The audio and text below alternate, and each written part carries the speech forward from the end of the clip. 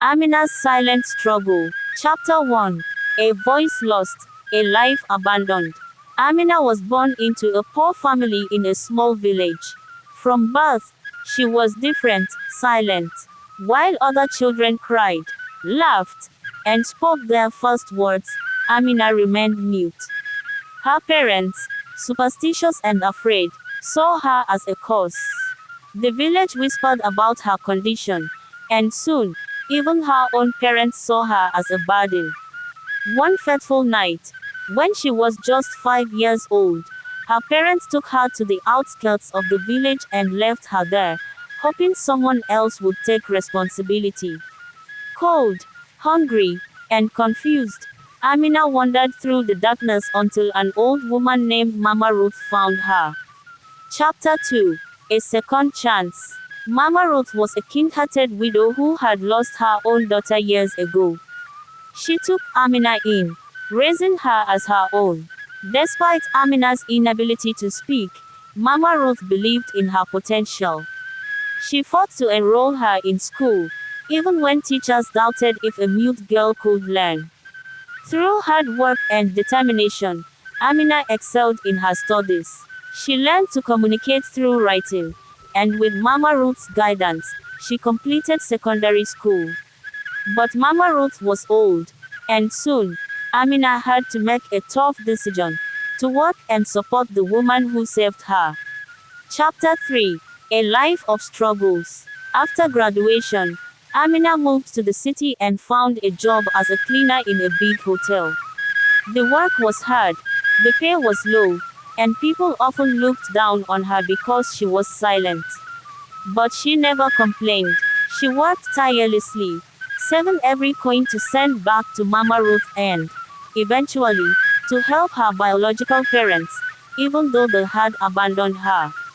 One day, on her way home from work, she saw a hungry child sitting alone on the street. Without hesitation, Amina bought him food. She could not ask his story, but she understood his pain.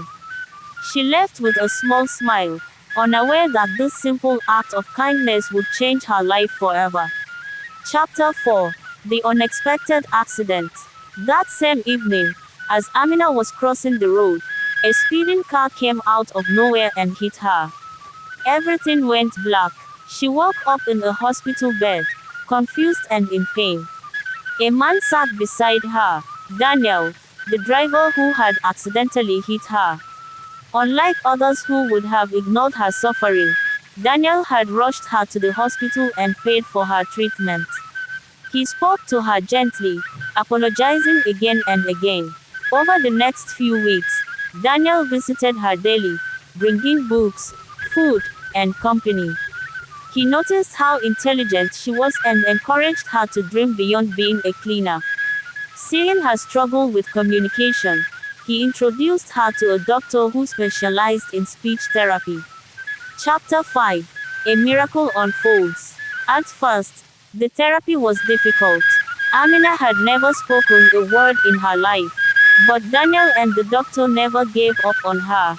Slowly, after months of hard work, something incredible happened. One day, as she tried to pronounce a word, sound finally escaped her lips. It was soft, shaky, but it was there, her voice. Tears filled her eyes. For the first time in her life, she spoke. Chapter 6.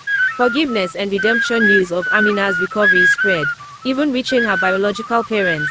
Guilt weighed heavy on their hearts, and they came to see her. They fell to their knees, begging for forgiveness.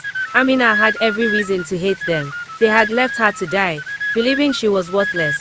But she was no longer that abandoned girl. With strength in her heart and her new voice, she whispered, "I forgive you." She knew forgiveness was not for them. It was for herself, to free her from the chains of the past. Chapter 7. A New Beginning. With Daniel's encouragement, Amina applied for a scholarship and pursued higher education. Years later, she became a motivational speaker, helping others who had faced rejection and hardship. She also founded an organization to support children with disabilities, ensuring no child would suffer the way she did. On the night of her biggest speech, she looked into the audience and saw Daniel, Mama Ruth, and even her biological parents, all watching proudly. Standing on that stage, she smiled and whispered to herself, I was never broken. I was just waiting for my time to shine. The end. Like, subscribe, comment and share.